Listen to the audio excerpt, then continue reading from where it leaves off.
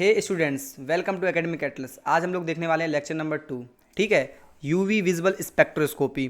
सो UV visual spectroscopy में क्या क्या चीज़ें रहती हैं, किस तरीके से हमारा जो इलेक्ट्रॉनिक ट्रांजिशन किस तरीके से होते हैं, वो सारी चीज़ें हम लोग इस लेक्चर में देखेंगे।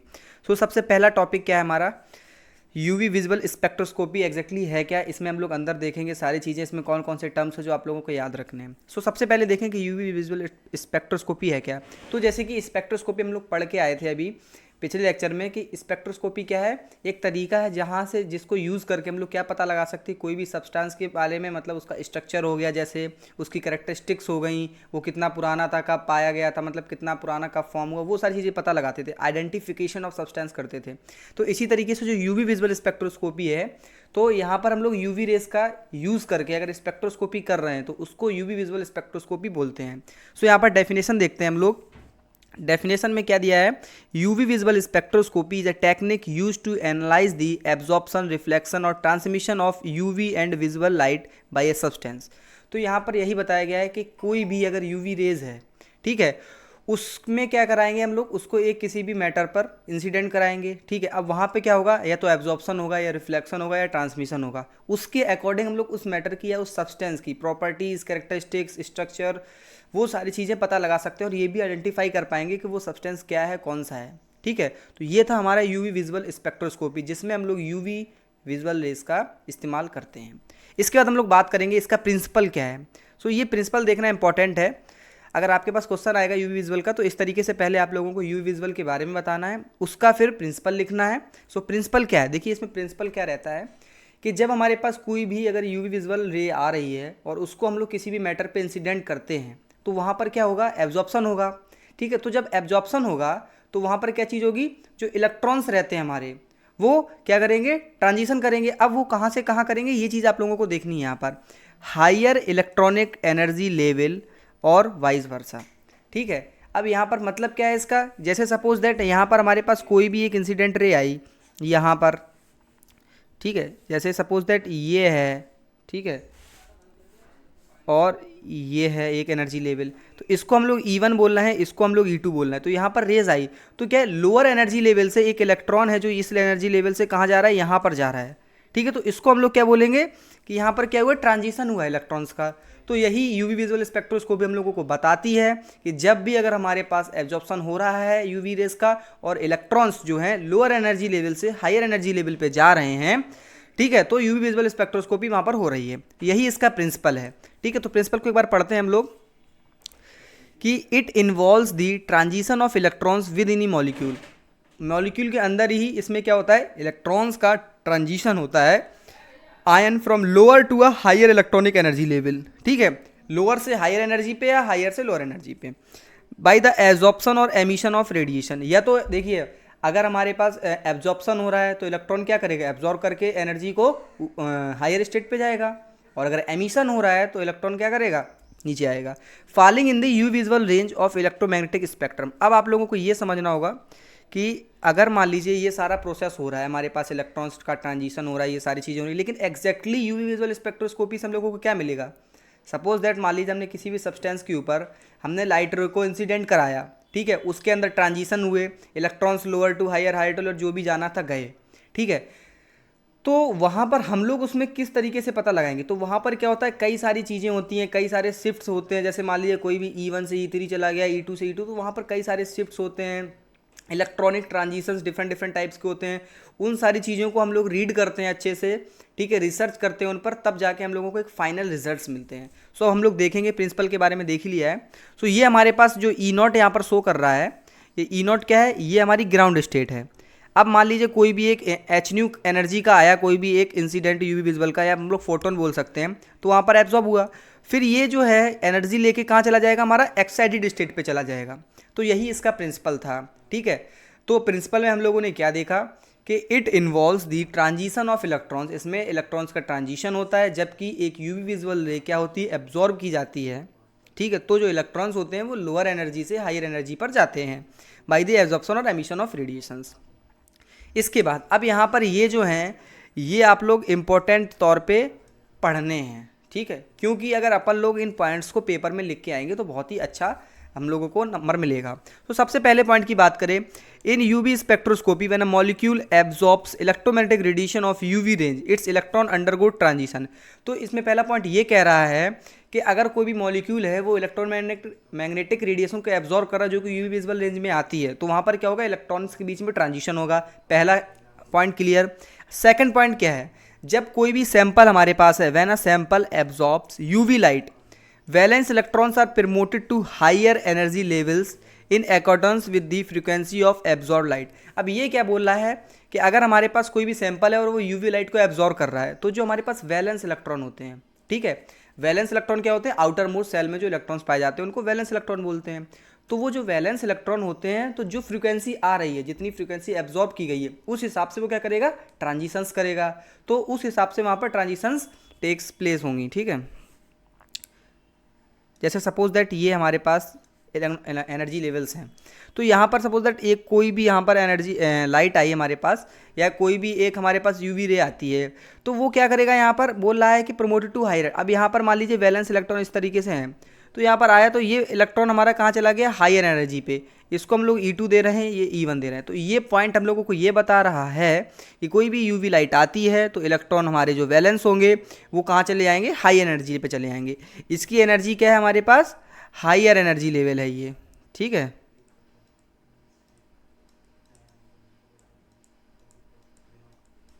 ओके गाइस, अब इसके बाद नेक्स्ट पॉइंट क्या है हमारे पास, the UV spectrum of a compound gives information. देखिए अब हम लोग इसके थ्रू क्या बनाते हैं, एक यूवी स्पेक्ट्रम बनाते हैं, gives information about it's electronic structure.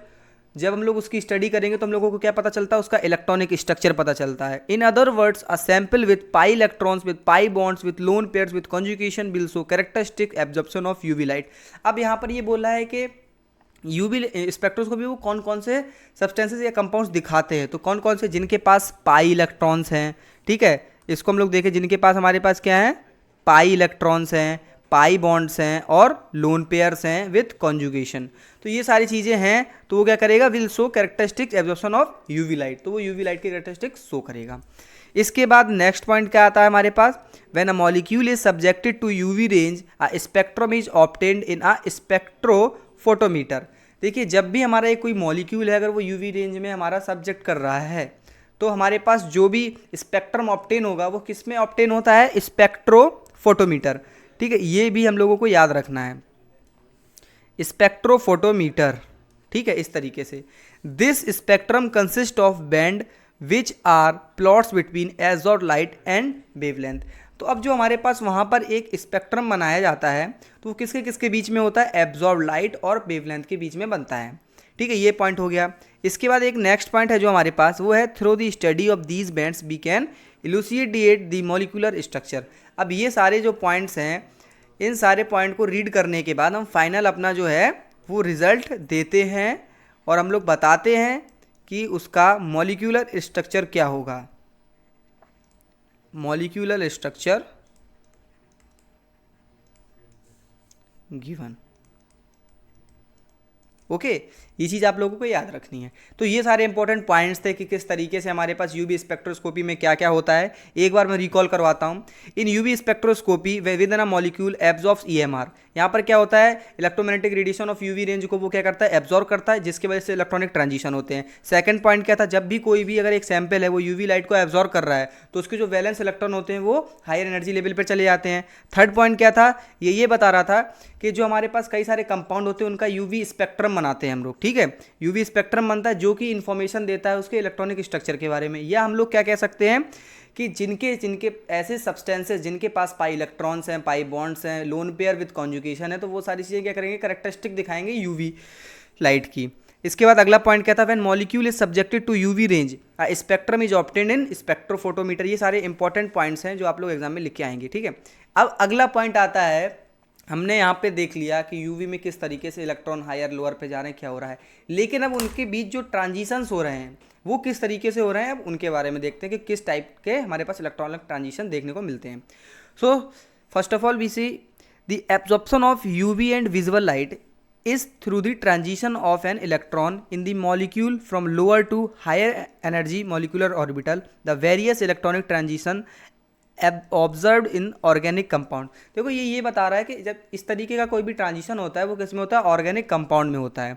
ठीक है, यहाँ पर क्या होता है, हमने आप पहले पिछले वाली स्लाइड में बात करके आई हैं कि यहाँ पर यूवी विजुअल का क्या होगा, एब्जॉर्प्शन होगा, जिसके वजह से lower to higher electron move करेंगे, lower to higher energy level. ठीक है, तो ये इसमें भी लिखा हुआ है। तो जब ये मूव करेंगे तो जो इलेक्ट्रॉन का मूवमेंट हुआ एक एनर्जी से दूसरे एनर्जी लेवल पे जाने का, उसको हम लोग क्या बोलते हैं, ट्रांजिशन बोलते हैं। तो इन्हीं के बारे में हम लोग स्टडी करेंगे कि इलेक्ट्रॉन कैसे कैसे मूव करते हैं डिफरेंट डिफरेंट एनर्जी लेवल्स में, और इसी सारे फंडे को क्या बोला गया है, electronic transition. So we have to move next point. Next point क्या है हमारा, the different type of electrons found in the molecules. अब देखिए कोई भी मॉलिक्यूल है जिसके बारे में हम लोग स्टडी करना चाहते हैं, उसके अंदर डिफरेंट डिफरेंट हमारे क्या होंगे, इलेक्ट्रॉन्स होंगे डिफरेंट टाइप के। जैसे सपोज दैट हम लोगों ने पढ़ा होगा, हमारे पास पाई बॉन्ड होता है एक, ठीक है, पाई बॉन्ड होता है। इसी तरीके से हमारे पास उसमें सिग्मा बॉन्ड होता है एक, ठीक है।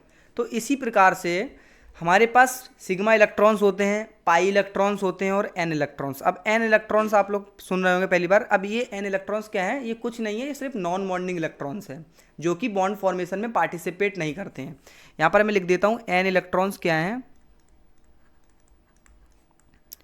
ये है बस नॉन बॉन्डिंग इलेक्ट्रॉन्स। अब नॉन बॉन्डिंग का मतलब आप लोगों को पता होगा, ऐसे इलेक्ट्रॉन्स जो कि बॉन्ड फॉर्मेशन में पार्टिसिपेट नहीं ले रहे हैं, बस वही है ये, तो इसमें घबराना नहीं है। तो सबसे पहले हम लोग देखते हैं अपना सिग्मा इलेक्ट्रॉन्स क्या होते हैं।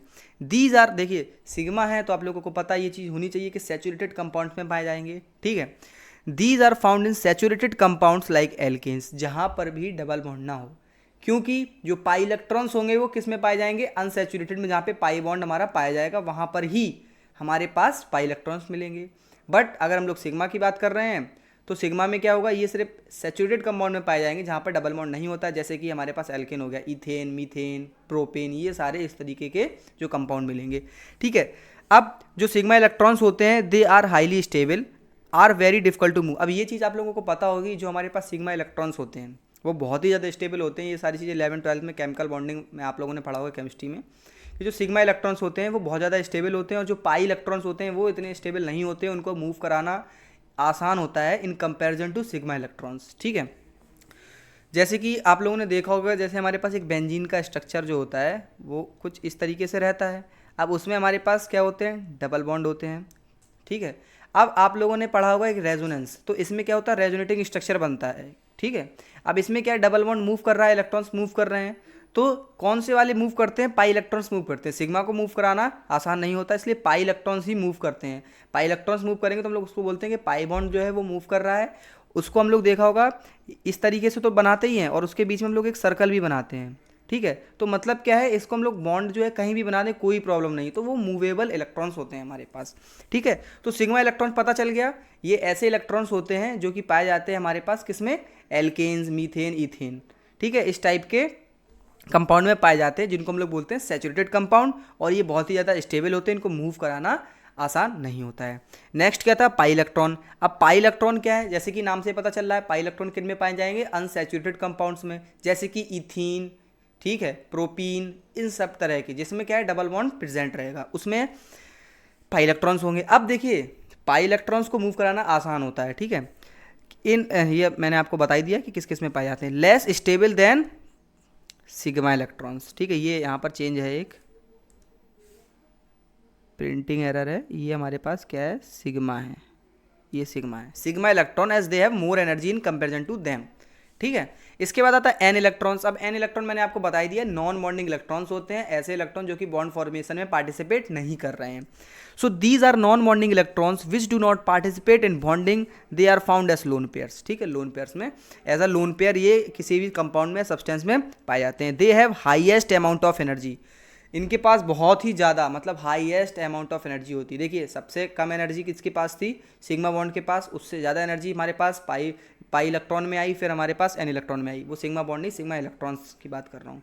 ठीक है, मैं सिग्मा बॉन्ड से कनेक्ट करके बताना चाह रहा हूँ कि वो अपनी प्रॉपर्टीज़ जो है वो सिग्मा बॉन्ड वाली दिखाता है, क्योंकि सिग्मा बॉन्ड सबसे ज़्यादा स्ट्रांग होता है, इसीलिए जो सिग्मा इलेक्ट्रॉन्स होते हैं वो भी हाईली स्टेबल होते हैं, उनको मूव कराना आसान नहीं होता है। ओके, तो हम लोगों ने देख लिया कौन कौन से इलेक्ट्रॉन्स के बीच में यहाँ पर खेल खेला जाएगा सारा। अब हमारे पास कौन कौन से ट्रांजिशन होते हैं, यहाँ पर डायग्राम के थ्रू पहले आप लोग समझ लीजिए एक बार कि किस तरीके से हमारे पास ट्रांजिशन चलता है। तो सबसे पहले हम लोग देखेंगे यहाँ पर सिग्मा के बारे में, ठीक है। ये इस तरीके से आप लोगों को बना के आना एग्जाम में, याद कर लीजिएगा। सिग्मा देखेंगे, फिर पाई देखेंगे, फिर एन देखेंगे। ये हम लोगों ने अभी पिछले स्लाइड पे पढ़ के आए हैं इलेक्ट्रॉन्स। तो sigma electron, pi electron, an electron. इसके बाद पाई स्टार और सिग्मा स्टार भी बनाते हैं। स्टार कब लगता है? जब एंटी बॉन्डिंग चला जाता है। तो इसमें सबके बीच में एक ट्रांजिशन होगा। सबसे पहले एक जो सिग्मा वाला है, सिग्मा कहाँ पे जाएगा? सिग्मा स्टार में ट्रांजिट करेगा। तो याद रखना है ये, ठीक है। जैसे सपोज दैट पहला हमारा सिग्मा टू सिग्मा स्टार हो गया, फिर जो सिग्मा होगा वो पाई स्टार पे भी जाएगा। तो हम लोगों ने देख लिया सिग्मा जो है वो पाई स्टार पे भी जाएगा। तो ये हमारे पास सिग्मा स्टार पे चला गया, पाई स्टार पे चला गया। लेकिन ये अपने जो सेम थे, बॉन्डिंग थे, उन पे नहीं गया, एंटी बॉन्डिंग पे गया है। इसी तरीके से जो पाई वाला है, ठीक है, पाई का जो ट्रांजिशन होगा वो पाई टू सिग्मा स्टार हो जाएगा, और पाई का जो है पाई स्टार में हो जाएगा ट्रांजिशन। अब हमारे पास देखिए सिग्मा की बात कर ली हम लोगों ने, पाई की कर ली। देखो ये गया हमारा सिग्मा वाला सिग्मा स्टार के पास, इसी तरीके से ये सिग्मा गया हमारे पास पाई स्टार के पास। अब हम लोग पाई के बारे में बात करेंगे तो पाई गया ये सबसे पहले सिग्मा स्टार पे, फिर हमारा पाई गया पाई स्टार पे, ठीक है। इसके बाद एन जो होगा वो भी इसी तरीके से एंटी बॉन्डिंग में जाएगा। सो एन गया पहले सिग्मा स्टार के पास, यहाँ पे लिख दिया एन गया हमारे पास सिग्मा स्टार के पास, फिर एन गया हमारे पास पाई स्टार के पास। तो इस इतने टाइप्स के हमारे पास क्या है? इलेक्ट्रॉनिक ट्रांजिशंस हैं। ओके, सो इस डायग्राम को आप लोग याद कर लीजिए। आप आगे देखते हैं हम इस पर। सबसे पहला ट्रांजिशन हमारे पास मिलता है हम लोगों को सिग्मा टू सिग्मा स्टार। अब इसमें क्या बात करेंगे हम लोग कि ये किस तरीके से कौन कौन से इलेक्ट्रॉन कैसे कैसे कंपाउंड शो करेंगे। सबसे पहला पॉइंट क्या है? It is high energy process. ये क्या है? बहुत ही ज़्यादा हाई एनर्जी वाला प्रोसेस होता है। क्योंकि because the bonds are very strong. देखो यहाँ पर भी थोड़ा सा टाइपिंग मिस्टेक है, ये ए बॉन्ड्स नहीं है, ये सिग्मा बॉन्ड्स हैं, ठीक है। ये है हमारे पास sigma bonds. It is high energy process because sigma bonds are very strong, जो कि हम लोग पीछे स्लाइड पे पढ़ के आए हैं कि जो सिग्मा बॉन्ड होते हैं वो बहुत ही ज़्यादा हाईली स्टेबल होते हैं। तो उनको तोड़ना और उनके इलेक्ट्रॉन्स के साथ हमारे पास ट्रांजिशन कराना थोड़ा मुश्किल होता है, ये चीज़ पता होनी चाहिए। Thus these transition do not occur in normal UV regions.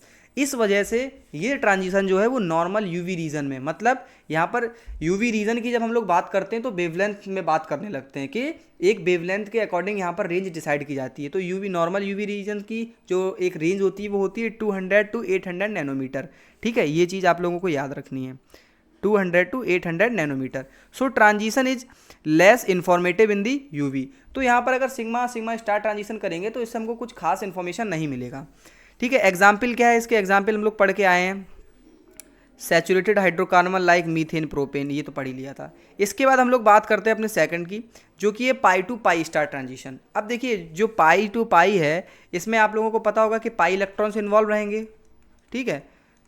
Pi electrons involve होंगे इसमें।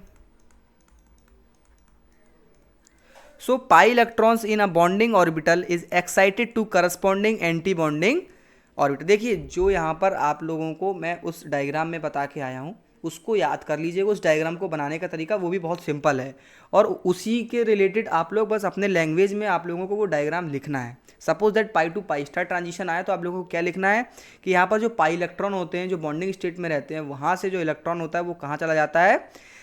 एंटी बॉन्डिंग ऑर्बिटल में, ठीक है। पाई से पाई स्टार मूव कर जाता है, ठीक है। अब ये कौन कौन से कंपाउंड शो करेंगे? जैसे कि पाई की बात हो रही है, पाई बॉन्ड की, तो सिंपल है कि डबल बॉन्ड जिनके पास होगा वो शो करेंगे। सो यहाँ पर भी वही चीज़ है कि compounds containing multiple bonds like alkenes, इसको भी हाईलाइट कर दूँ, एल्कीन्स, एल्काइंस, कार्बोनिल और नाइट्राइल्स, मतलब जिनके पास डबल बॉन्ड प्रेजेंट है वो pi to pi star transition करेंगे। और ये क्या है? Alkenes generally absorb in the region 170 to 205 nanometer. और जो एल्कीन्स होते हैं वो जनरली एब्जॉर्ब कहाँ पे हो जाते हैं? 170 टू 205 नैनोमीटर। इसके बाद बात करने वाले हैं हम लोग अपने N to sigma star transition. अब एन टू सिग्मा स्टार में क्या होने वाला फंडा? यहाँ पर क्या है? नॉन बॉन्डिंग आ गया। तो ये किस में करेगा? Saturated compounds containing atom with lone pair. देखो एन है, एन का मतलब क्या होता है? Non bonding electron. और सिग्मा क्या है हमारे पास? जैसे कि हम लोग पढ़ के आए थे सिंगल बॉन्ड होता है। तो ये बता रहे हैं हमको एन टू सिग्मा स्टार में कि ऐसे इलेक्ट्रॉन्स हों जो कि नॉन बॉन्डिंग हो। तो नॉन बॉन्डिंग का मतलब क्या होता है? यहाँ पर फिर से लिख दूँ, ठीक है। नॉन बॉन्डिंग का मतलब क्या होता है? लोन पेयर्स, ठीक है, लोन पेयर्स, ओके। और सिग्मा का मतलब क्या होता है, जो सैचुरेटेड कंपाउंड हो। तो अगर हमारे पास किसी कंपाउंड में लोन पेयर है और सैचुरेटेड है तो N2 सिग्मा ट्रांजिशन होगा। जैसे कि like ONS and halogens are capable to N2 sigma star transition. These transition are usually require less energy than sigma to sigma star. ये पॉइंट आप लोग हाईलाइट में कर लीजिएगा, इंपॉर्टेंट है, ठीक है। इसके बाद हम लोग देखते हैं अपना fourth transition N2 sigma star. यहाँ पर क्या है, नॉन बॉन्डिंग भी होना चाहिए और हमारे पास देखिए अब आप लोगों को पता चल गया होगा क्या प्रोसेस चल रहा है। नॉन बॉन्डिंग भी होना चाहिए और डबल बॉन्ड भी होने चाहिए, सिंपल है। सो compound containing double bond involve hetero atoms, ठीक है, डबल बॉन्ड भी हो उसमें लोन पेयर भी हो, ये हमारे पास एग्जाम्पल दिया हुआ है, इसको आप लोग याद कर लो, ओके, कंफर्म। इसके बाद क्या लिखा हुआ है यहाँ पर, N2 sigma star transition require minimum energy and so absorption at longer wavelength around 300 nanometer. ये पॉइंट आप लोग अपने इन्फॉर्मेशन के लिए याद रख सकते हैं, कोई दिक्कत नहीं है। N2 sigma star transition require minimum energy, इसमें कम से कम एनर्जी की ज़रूरत पड़ती है। एंड सो एब्जॉर्प्शन, और जो एब्जॉर्प्शन शो करते हैं ये कहाँ पे करते हैं, बहुत ज़्यादा बड़ी वेवलेंथ पर। एग्जाम्पल 300 नैनोमीटर अभी तक की सबसे ज़्यादा वेवलेंथ थी। अब यहाँ पर कुछ पॉइंट्स होते हैं यूवी विजुअल स्पेक्ट्रोस्कोपी में जो हम लोगों को याद रखने होंगे, जिनके बेसिस पे हम लोग यहाँ पर जो अपने इलेक्ट्रॉनिक ट्रांजिशन है और ये सारी चीज़ें, कौन सा कंपाउंड क्या शो करेगा क्या नहीं करेगा, वो सारी चीज़ें समझते हैं। वहाँ पर दो टर्म्स आते हैं हमारे पास, ठीक है। ये भी क्या है, एक कंपाउंड को हम लोगों ने डिस्टिंग्विश किया है इनके बेसिस पर, ठीक है, कौन सा कितना ज़्यादा यूवी स्पेक्ट्रोस्कोपी शो करेगा कौन नहीं करेगा। तो यहाँ पे दो टर्म्स आते हैं जिसको हम लोग बोलते हैं क्रोमोफोर एंड ऑक्सोक्रोम, ठीक है, दो थे। अब यहाँ पर जो क्रोमोफोर है और एक्सोक्रोम है, इनका काम क्या रहता है, क्या है ये, उसके बारे में हम लोग डिस्कस करते हैं।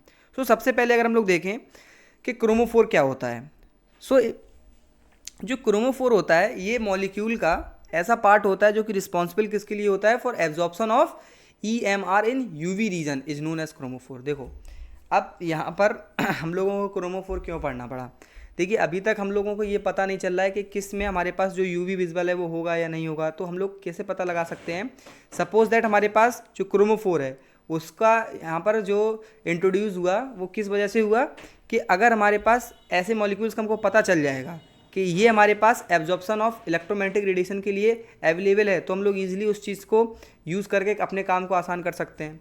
सो यही इसमें बोला गया है, the part of molecule that is responsible for absorption of EMR in UV region, ठीक है, मॉलिक्यूल का ऐसा पार्ट जो कि एब्जॉर्प्शन के लिए रिस्पॉन्सिबल होता है यूवी रीजन में, उसको हम लोग क्या बोलते हैं, क्रोमोफोर बोलते हैं। क्रोमोफोर, ये वाला पॉइंट इंपॉर्टेंट है, chromophore group can impart colour in the compound. अब क्रोमोफोर का सबसे बड़ा जो इम्पोर्टेंस रहता है वो ये रहता है, ये कंपाउंड के अंदर कलर्स को इम्पार्ट करते हैं, ठीक है, इनके वजह से कलर आता है। तो अब यहाँ पर ये पॉइंट और है हमारे पास एक, कि chromophore can undergo two type of transition. जो क्रोमोफोर होते हैं वो दो टाइप के ट्रांजिशन में हमारे पास जाते हैं, एक होता है हमारे पास पाई टू पाई स्टार और एक होता है N2। मतलब यहाँ पर सिंगल बॉन्ड का कोई काम नहीं है, ठीक है। सबसे पहली चीज़, सबसे इंपॉर्टेंट चीज़, यहाँ पर सिग्मा इलेक्ट्रॉन्स की बात ही नहीं की जा रही है, मतलब सारा सब कुछ जो खेल चलने वाला है अनसैचुरेटेड कंपाउंड्स पे चलेगा, ठीक है। सो ये वाला पॉइंट जो है ये आप लोगों को याद रखना है कि पाई टू पाई स्टार और N2 पाई स्टार होगा, ठीक है। सेकंड पॉइंट हमारे पास इसी तरीके से यहाँ पे आएगा, chromophore in which the group contain, देखिए मैंने आप लोगों को बताया कि सब कुछ डबल बॉन्ड्स में चलने वाला है। So pi electrons undergo pi to pi star transition. Example हो गया इथाइलिन एसिटिलीन। देखिए एग्जाम्पल आप लोग मैक्सिमम जितना याद कर सकते हो उतना याद कर लीजिएगा। अब नेक्स्ट पॉइंट क्या है, chromophore which contain both pi electron and non bonding. देखिए जो एक फंडा मैंने आप लोगों को बताया है कि सपोज दैट किसी के पास N है, किसी के पास सिग्मा इलेक्ट्रॉन है, किसी के पास पाई इलेक्ट्रॉन है, ठीक है। अगर ये आप लोगों को पता चल गया कौन कौन से हैं, तो आप लोग अगर किसी भी ट्रांजिशन की बात करेंगे तो वहाँ पे भी पता लगा सकते हैं कि अगर ये ट्रांजिशन इसमें हो रहा है तो कौन सा कंपाउंड शो करेगा, या ये ट्रांजिशन है तो कौन कौन से कंपाउंड इसमें अवेलेबल होने वाले हैं। सो N की बात करें तो N में आप लोगों को पहले ही बताया non bonding electrons, okay. Sigma का मतलब क्या था, सैचुरेटेड कंपाउंड जिनके पास सिंगल बॉन्ड ही होता है। पाई का मतलब क्या है, अनसैचुरेटेड, ओके, ये चीज़ पता चल गई। अब इसके बाद हमारे पास क्या रहेगा कि सपोज दैट अगर हम लोग यहाँ पर देख रहे हैं कि N2 पाई स्टार का ट्रांजिशन हो रहा है, सो अगर N2 का ट्रांजिशन होना मतलब इसमें नॉन बॉन्डिंग भी अवेलेबल है और हमारे पास डबल बॉन्ड भी है सैचुरेटेड। तो ऐसे कंपाउंड ही शो करेंगे ये ट्रांजिशन जिनके पास नॉन बॉन्डिंग इलेक्ट्रॉन भी है और पाई बॉन्ड भी है। सो यही यहाँ पर दिखाया गया है, क्योंकि यहाँ पर transition pi to pi star हो रहा है तो N2 पाई स्टार हो रहा है, तो सिर्फ दो टाइप के ही यहाँ पर कंपाउंड शो करेंगे जिनके पास नॉन बॉन्डिंग भी हो और हमारे पास पाई इलेक्ट्रॉन भी हो। सो यही हम लोगों को यहाँ पर इस पॉइंट में बताया गया है कि N2 पाई स्टार हो रहा है और पाई टू पाई स्टार हो रहा है, तो इसी तरीके से नॉन बॉन्डिंग भी चाहिए हमको और पाई इलेक्ट्रॉन भी चाहिए। सो कार्बोनिल हो गया, नाइट्राइल हो गया, एजो कंपाउंड है, नाइट्रो कंपाउंड। इसके बाद आता है ऑक्सोक्रोम। ठीक है, क्रोमोफोर क्या थे? ये मॉलिक्यूल का ऐसा पार्ट थे जो कि हम लोगों को बताते हैं कि ये चीज़ हमारे पास एब्जॉर्प्शन शो करेगी कि नहीं करेगी। ठीक है, इनके वजह से हमारे कंपाउंड में कलर भी आता है। ठीक है, कौन कौन से ट्रांजिशन होते हैं? N2 pi star, pi to pi star. ठीक है, इतने पॉइंट आप लोगों को क्रोमोफोर को समझने के लिए पर्याप्त हैं। इसके बाद auxochrome. Auxochrome is colour enhancing group. देखिए वहाँ पर वो कलर इम्पार्ट कर रहा था, लेकिन ये कलर को इन्हेंस करने का काम करता है जो ऑक्सोक्रोम रहता है। ठीक है, ये चीज़ आप लोगों को समझनी होगी, दोनों में डिफरेंस है। इन्हेंस करना और इम्पार्ट करना अलग अलग टर्म्स हैं। ठीक है, auxochrome is colour enhancing group. Second point क्या है? The functional group attach to a chromophore. देखिए जो क्रोमोफोर थे वो उस पर्टिकुलर मॉलिक्यूल में लग के उसकी प्रॉपर्टीज़ को चेंजेस कर रहे थे, लेकिन जो ऑक्सोक्रोम होता है ये क्रोमोफोर में लगता है, मतलब क्रोमोफोर के साथ चिपका रहता है। सपोज दैट जैसे मान लीजिए हम लोग इस फिनॉल को बना के देखते हैं। ठीक है, ये रहा। तो जो OH है ये क्या हमारे पास है? ऑक्सोक्रोम है। ठीक है, और ये हमारे पास क्या है? एक क्रोमोफोर है। अब आप लोगों को इस एग्जाम्पल से समझ में आ गया होगा दोनों का फंडा कि कौन सी चीज़ क्या है। ये हमारे पास क्या है? क्रोमोफोर है। तो अब आप लोगों को पता चल गया होगा ये क्रोमोफोर में लगा हुआ, और ये जो पूरा कंपाउंड है ये किसी बड़े वाले कंपाउंड में अटैच होगा। तो यही चीज़ बताई गई, किसी बड़े मॉलिक्यूल में एक जो पार्ट है वो अगर लगा हुआ है जो कि रिस्पॉन्सिबल होता है उसके एब्जॉर्प्शंस के लिए, तो वो हमारे पास एज अ क्रोमोफोर बिहेव करता है। और क्रोमोफोर में एक पार्ट जो लगा रहता है जो हमारे पास क्रोमोफोर की प्रॉपर्टीज़ को बताता है, एनहेंस करता है, वो हमारे पास ऑक्सोक्रोम होता है। तो देख लिया। अब इस डेफिनेशन में क्या बताया गया था? The functional group attach to chromophore which modifies the ability of the chromophore, जो मैंने आपको बताया कि क्रोमोफोर की प्रॉपर्टी या उसकी पावर को एनहेंस करेगा। To absorb light altering the wavelength और इंटेंसिटी ऑफ एब्जॉर्प्शन। ठीक है, ये पॉइंट क्लियर। एग्जाम्पल भी मैंने आपको बता दिया, जैसे फिनॉल होता है तो OH उसमें क्या था? ऑक्सोक्रोम था। यही एग्जाम्पल में भी लिखा हुआ है NH2OH SH हेलोजन HR, इस तरीके का कुछ भी लगा हुआ है तो वो हमारे पास ऑक्सोक्रोम की तरह बिहेव करेंगे। अब यहाँ पर लास्ट पॉइंट क्या है? इसको आप लोग स्टार मार्क कर लीजिए। It does not show characteristic absorption above 200 nanometer. इसका ये ड्रॉबैक है कि ये हमारे पास 200 नैनोमीटर के ऊपर एब्जॉर्प्शन कैरेक्टरिस्टिक को शो नहीं करता है। ठीक है, तो ये ऑक्सोक्रोम और क्रोमोफोर आप लोगों को क्लियर हो गए। अब हम लोग इसके एग्जाम्पल देख लेते हैं। ठीक है, अब एग्जाम्पल में क्या रहेगा हमारे पास? सबसे पहले यहाँ पर देखते हैं। ठीक है, अब यहाँ पर क्या है? ये रहा, when double bonds are conjugated in a compound lambda max is shifted to longer wavelength. अब देखिए ऑक्सोक्रोम था, क्रोमोफोर था। ठीक है, तो अब यहाँ पर ऑक्सोक्रोम में तो हम लोग देख के आए क्या कि एडिशनल ग्रुप्स हमारे लगते हैं किसमें? क्रोमोफोर में। ठीक है, तो अब यहाँ पर आप लोगों को देखकर ये पता लग जाना चाहिए कि किसमें, मतलब किस एग्जाम्पल में हम लोग ऑक्सोक्रोम की बात कर रहे हैं और किस एग्जाम्पल में, इसीलिए मैंने यहाँ पर लिखा नहीं है। ठीक है, ताकि आप लोग एक बार दिमाग लगा के सोचें कि यहाँ पर कौन सा ऑक्सोक्रोम है और कौन सा क्रोमोफोर है। सो यहाँ पर जो ये वाले सारे कंपाउंड्स हैं इसमें ये देखिए, ये जो मैं अभी आपको बता के लाया, OH हो गया, NH2 हो गया, एलिनियम आयन हो गया, ये लगा हुआ है, तो ये सब क्या है? एज अ ऑक्सोक्रोम बिहेव कर रहे हैं और ये पूरा क्या है? हमारे पास क्रोमोफोर थे। तो अब इसमें देखिए पढ़ के आए हैं जहाँ पर नॉन बॉन्डिंग हो, पाई इलेक्ट्रॉन हो, कंजुगेशन होना चाहिए। तो जो जितना बेहतर कंजुगेशन करेगा उसका जो वेवलेंथ है, ठीक है, वो उतना ज़्यादा होगा। तो यही चीज़ यहाँ पर दिखाई गई है। जैसे OH की बात करें, NH2 की बात करें, तो OH के पास क्या होगा? O के ऑक्सीजन के पास क्या रहेंगे? हमारे पास लोन पेयर रहेंगे। सपोज दैट ये हमारे पास लोन पेयर है। ठीक है, लोन पेयर कुछ इसी तरीके से होते हैं।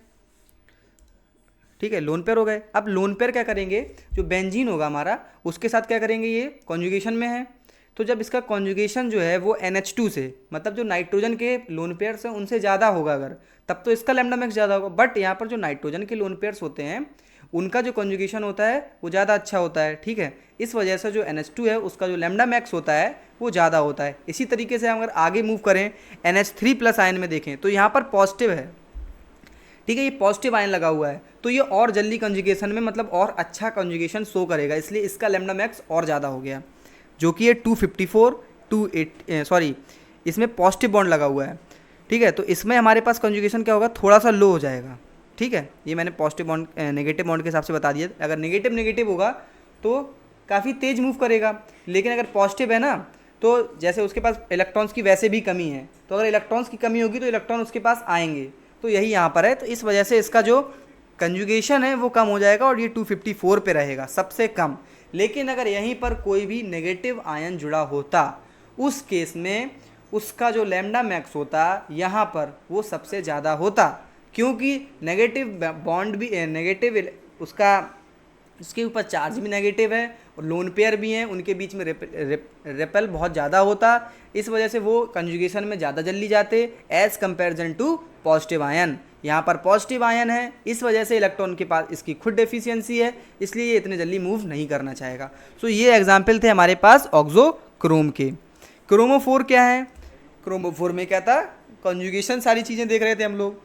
सो कॉन्जुगेशन की जब हम लोग बात करेंगे, सो कॉन्जुगेशन में क्या है हमारे पास, देखिए दो एग्जाम्पल है हमारे पास, एक एग्जाम्पल ये है, एक एग्जाम्पल ये है, 1,5 हेक्साडाइन और 2,4 हेक्साडाइन। अब देखिए इस वाले में तो हमारे पास कॉन्जुगेशन हो रहा है, इस वाले में हमारे पास कॉन्जुगेशन हो रहा है। डबल सिंगल डबल, आपको कॉन्जुगेशन का मतलब तो पता ही है किस तरीके से बनता है, तो यहाँ पर कॉन्जुगेशन हो रहा है, तो ये हमारे पास ज़्यादा स्टेबल होगा, मतलब ये अच्छी खासी वेवलेंथ को शो कर जाएगा। सो लैम्डा मैक्स इसमें क्या रहने वाला है? 227 एज कंपेरिजन टू 1,5 हेक्साडाइन, क्योंकि इसमें नो कंजुगेशन, इसमें कोई भी कंजुगेशन नहीं है, इसमें हमारे पास नो कंजुगेशन। ठीक है, कंजुगेशन कब आता है? सिंगल डबल सिंगल, अगर इस तरीके से बॉन्ड आ रहे हैं, single double single, double single double single double, ये क्या है हमारे पास? ये सब क्या है? कंजुगेशंस हैं। इसी तरीके से ये भी एक एग्जांपल दिया गया है, यहाँ पर भी ये देखो, ये कंजुगेशन है, सॉरी ये कंजुगेशन में है, ये कंजुगेशन है, और यहाँ पर देखो किसके बीच में कितना डिफरेंस है। अब यहाँ पर क्रोटोनल डिहाइड है, क्रोटोन एल्डिहाइड है, जिसका लैम्डा मैक्स 290 है, इथाइलिन का कम है, ठीक है, उससे ज़्यादा है एसीटोन का, सबसे ज़्यादा है क्रोटोन एल्डिहाइड का, क्योंकि यहाँ पर कंजुगेशन है, इस वजह से इसका लैम्डा मैक्स सबसे ज़्यादा है। आप लोगों को ऑक्सोक्रोम और क्रोमोफोर का फंडा समझ में आ गया होगा, इसके ऊपर एग्जाम में क्वेश्चन आता है। अच्छा, अब हम लोग देखते हैं यहाँ पर, जैसे इलेक्ट्रॉनिक ट्रांजिशन देख लिया, अब यहाँ पर कुछ शिफ्ट्स होती हैं। शिफ्ट्स का मतलब क्या है? इलेक्ट्रॉन का जो पूरा फंडा था, जो हम लोगों ने ट्रांजिशन पढ़ा, उनके बीच में यहाँ पर क्या आती हैं? शिफ्ट्स आती हैं। जैसे कि डिफरेंट टाइप की शिफ्ट्स कैसे बात करेंगे यहाँ पर, सपोज दैट यहाँ पर मैं लिख के समझाता हूँ इस चीज़ को। जैसे यहाँ पर हमारे पास हम लोग ये इलेक्ट्रॉनिक ट्रांजिशन की बात कर रहे थे, ठीक है, तो यहाँ पर क्या होगा? डिफरेंट शिफ्ट्स बनती जब इलेक्ट्रॉन कोई ट्रांजिशन कर रहा था। यहाँ पर ये तो देख लिया हम लोगों ने कौन सा इलेक्ट्रॉन कहाँ जाएगा, ये कहाँ जाएगा इलेक्ट्रॉन, लेकिन अब इनके बीच में क्या आएगा? एक रेंज डिसाइड होगा, तो शिफ्ट्स आएंगी। शिफ्ट्स का मतलब क्या है? एक यहाँ से वहाँ इलेक्ट्रॉन को मूव कर दिया अगर हम लोगों ने, तो वहाँ पे क्या हो गया? इलेक्ट्रॉन का शिफ्ट, उसके वजह से लैम्डा मैक्स में क्या चेंज आया, तो वो सारी चीज़ें हम लोगों को पता चलती हैं। और इसके बीच में हम लोग ग्राफ किसके बीच में बनाते हैं? एक बनाते हैं अपनी ई मैक्स के, मतलब एनर्जी मैक्सिमम कितनी गई, जैसे कि एनर्जी लेवल पे ये जो बात हुई है सारी हुई है, और लैम्डा मैक्स, ठीक है। तो अब इस चीज़ को समझने से पहले हम लोग एक बार और इस चीज़ को रिकॉल कर लेते हैं कि जो हमारे पास क्रोमोफोर थे और ऑक्सोक्रोम थे, ये क्या थे। देखिए क्रोमोफोर क्या थे?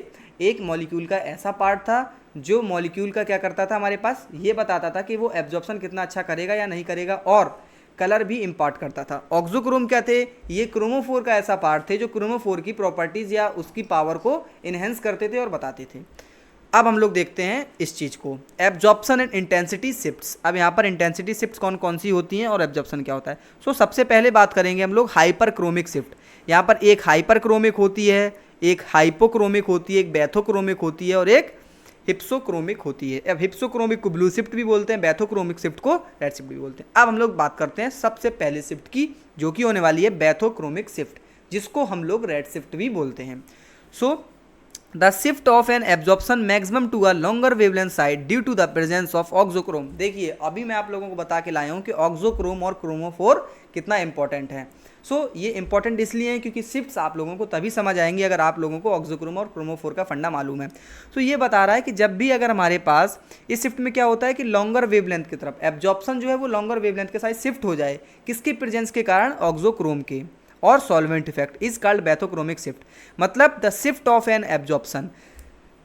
अब यहाँ पर हम लोग शिफ्ट तो कर रहे हैं, लेकिन किसका शिफ्ट हो रहा है? एब्जॉर्प्शन का, लैम्डा मैक्स का शिफ्ट की बात हो रही है यहाँ पर। ठीक है। तो जो लैम्डा मैक्स है वो अगर हमारे पास लॉन्गर वेवलेंथ के साइड में शिफ्ट हो रहा है due to the presence of auxochrome, या तो फिर कोई सॉल्वेंट इफेक्ट है, अगर हमने कोई सॉल्वेंट डाल दिया और उसका लैम्डा मैक्स बढ़ गया तो ये जब हो रहा है तो इसके बीच में जो शिफ्ट आया, सपोज दैट एक हमारे पास कोई कंपाउंड है, ठीक है, ये एक कंपाउंड है, इसमें हम लोगों ने एक यहाँ पर ऑक्सोक्रोम को चिपका दिया, तो इसका क्या हो जाएगा, हमारे पास एब्जॉर्प्शन जो है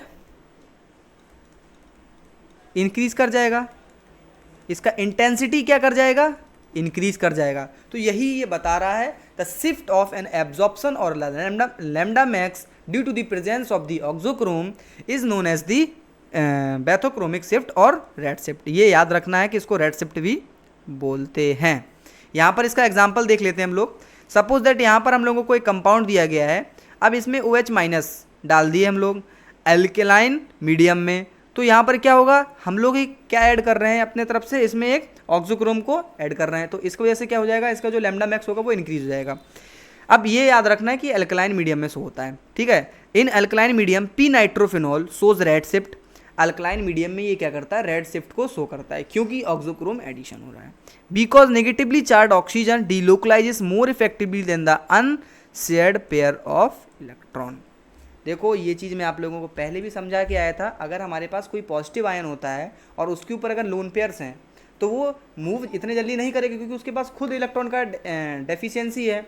लेकिन अगर कोई नेगेटिव आयन है, ठीक है, तो उसके पास पैसे भी इलेक्ट्रॉन्स हैं भरे पड़े हैं, तो वो क्या सोचेगा कि मैं अपने इलेक्ट्रॉन्स को आगे मूव करूं। तो यहाँ पर यही हो रहा है कि जब हम लोगों ने यहाँ पर अल्कलाइन मीडियम किया तो जो हमारे पास ऑक्सीजन था पहले वो OH के साथ प्रेजेंट था, लेकिन जैसे हम लोगों ने एक अल्कलाइन मीडियम डाला, OH माइनस आया, तो हमारे पास जो ऑक्सीजन हो गया है वो O माइनस स्टेट में चला गया। तो यहाँ पर इसके पास लोन पेयर भी है, नेगेटिव चार्ज भी है, ठीक है। तो इसमें जो डीलोकलाइजेशन होगा वो बहुत ही फास्ट होगा, इस वजह से इसका जो लैम्डा मैक्स है वो इंक्रीज कर जाएगा।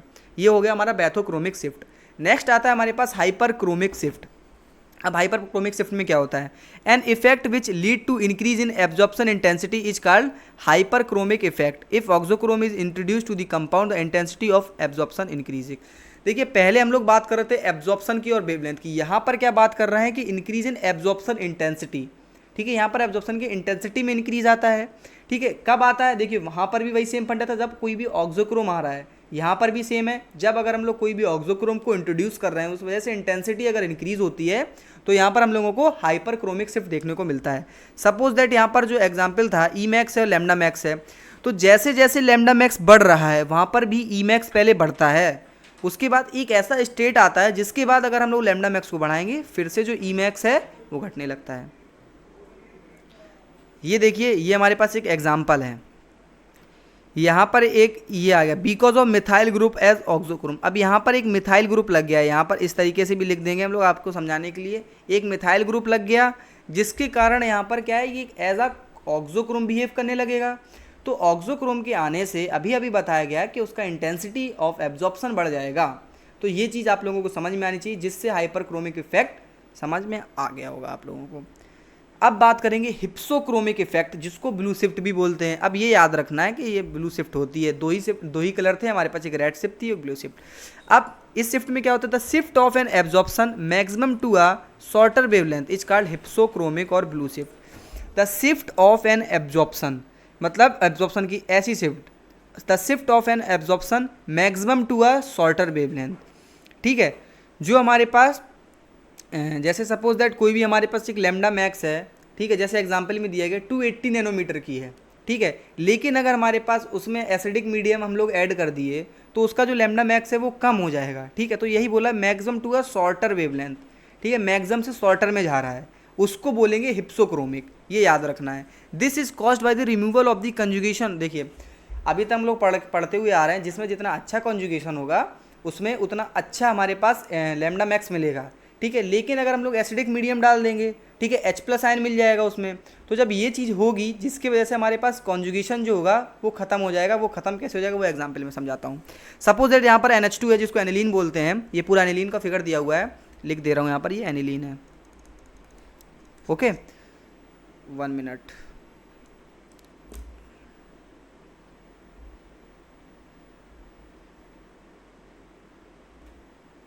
ओके, ठीक है।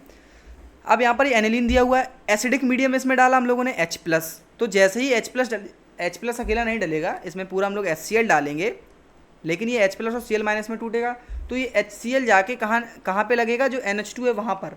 अभी तक तो हमारे पास यहाँ पर अच्छा खासा लोन पेयर थे, ये कंजुगेशन में थे, सब कुछ स्टेबल था, सारी चीज़ बढ़िया चल रही थी, इसलिए इसका लैम्डा मैक्स भी अच्छा था, 280 था। जैसे ही एसिडिक मीडियम गया, वहाँ पर क्या पहुँच जाएगा NH2 के पास, वो बन जाएगा NH3Cl, जो कि यहाँ पर लिखा हुआ है। ये क्या बन गया हमारे पास, NH3Cl बन गया। यहाँ पर क्या आ गया, पॉजिटिव आयन आ गया पहले हाइड्रोजन, तो जब पॉजिटिव आयन आ जाएगा तो जो नाइट्रोजन के लोन पेयर्स होंगे, अब वो क्या करेंगे, वो कहेंगे हमको मूव नहीं करना है, क्योंकि वैसे भी हमारे ही यहाँ पर, जैसे एक एग्जांपल से समझाता हूँ इस चीज़ को।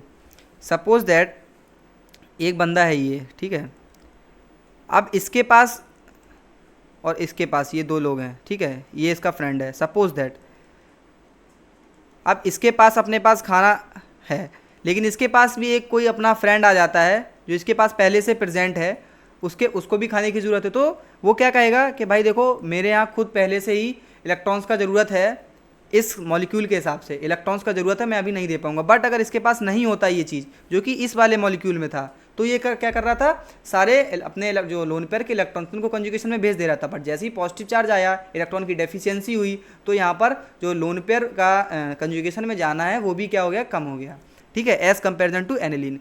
तो यहाँ पर ये हिप्सोक्रोमिक था। अभी तक हम लोग इससे पहले जो 2 इफेक्ट पढ़े थे उसमें ये था कि किस तरीके से लैम्डा मैक्स इंक्रीज कर रहा था ऑक्सोक्रोम के आने पर।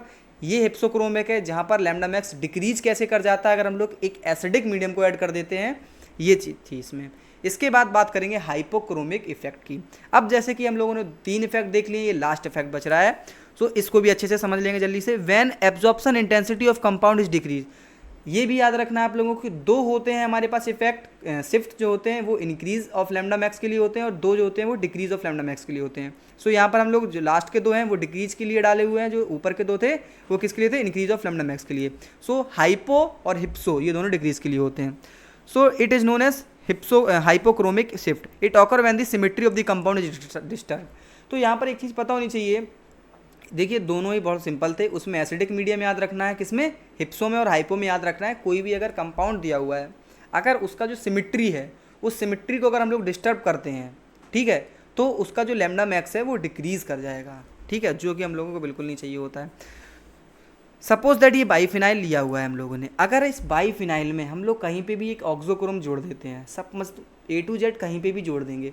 अभी तो ये है सिमिट्री में, जैसे सपोज दैट यहाँ पर मैं बना के दिखाता हूँ, जैसे सिमिट्री में क्या होगा, ये बना हुआ है, सिमेट्रिकल नेचर बनाते हैं पहले हम लोग, ठीक है, ये सिमिट्री है इसकी। अगर हम लोग इसको 20 से तोड़ देंगे तो कोई इशू नहीं आएगा, ठीक है, ये अपने आप में इस तरीके से अलग अलग हो जाएंगे, कोई दिक्कत ना है, इस तरीके से हो रहे हैं। लेकिन सपोज दैट अगर यहीं पे इसमें एक ग्रुप लगा होता किसी भी एक कंपाउंड पे, तो अगर जब इसको ब्रेक करते सिमिट्री देखते, तो ये इसमें एक एक्स्ट्रा ग्रुप तो रहता ना प्रेजेंट, तो इसकी सिमिट्री क्या हो गया, ये बेकार हो गया, ठीक है। तो ये यही दिखा रहा, अगर हम लोग उसकी सिमिट्री को डिस्टर्ब कर देते हैं तो उसका लैम्डा मैक्स कम हो जाएगा। सपोज दैट हमारे पास बाईफिनाइल दिया हुआ है, अगर उसमें एक ऑक्सोक्रोम जो कि CH3 है, ठीक है, एक अल्काइल ग्रुप को अगर लगा देंगे उसमें, तो उसका जो सिमिट्री होगा वो डिस्टर्ब हो जाएगा, तो उसका जो लैम्डा मैक्स होगा वो कम हो जाएगा। यही था हमारे पास हाइपोक्रोमिक इफेक्ट। चारों इफेक्ट हम लोगों ने समझ लिए हैं, ठीक है।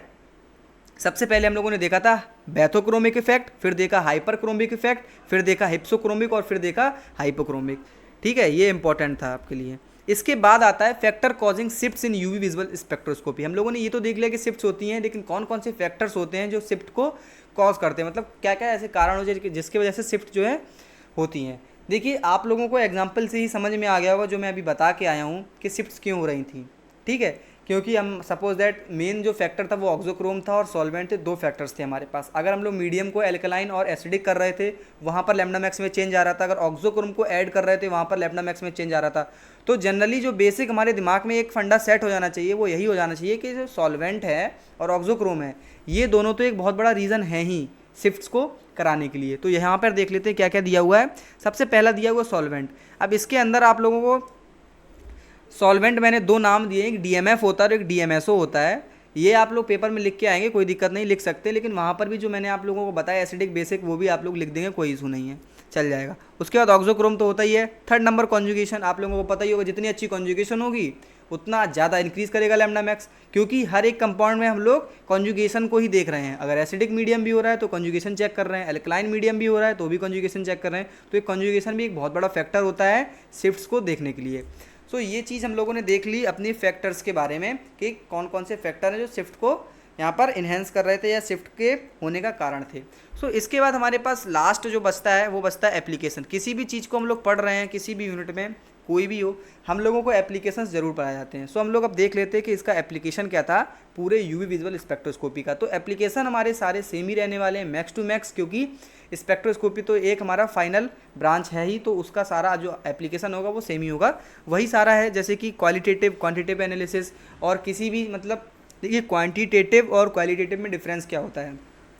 क्वांटिटेटिव का मतलब है सपोज दैट किसी भी सब्सटेंस के बारे में आप लोग जांच कर रहे हैं या किसी भी सब्सटेंस को इंस्पेक्ट कर रहे हैं आप लोग, तो उसकी क्वालिटी कैसी है, ठीक है, ये पता लगाएंगे, उसमें कितनी प्योरिटी है। क्वांटिटी मतलब कितने क्वांटिटी में ये पाया गया है या पाया जा सकता है, ये सारी चीज़ें पता लगा सकते हैं, उसकी क्वांटिटी क्या है, ठीक है। वो चीज़ें कैसे एकदम जीरो लेवल से हम लोग पता लगा सकते हैं, मॉलिक्यूलर एटॉमिक या इलेक्ट्रॉनिक लेवल से पता लगा सकते हैं कि ये कितना अभी तक अपने पास मिलने वाला है, ठीक है। इसके बाद हम लोग उसके इलेक्ट्रॉनिक स्ट्रक्चर को देख लेते हैं, मॉलिक्यूलर स्ट्रक्चर उससे पता लग जाता है। तो ये जो एप्लीकेशंस हैं ये आप लोग पढ़ लीजिएगा, सारे एप्लीकेशन सेम रहने वाले हैं, ठीक है।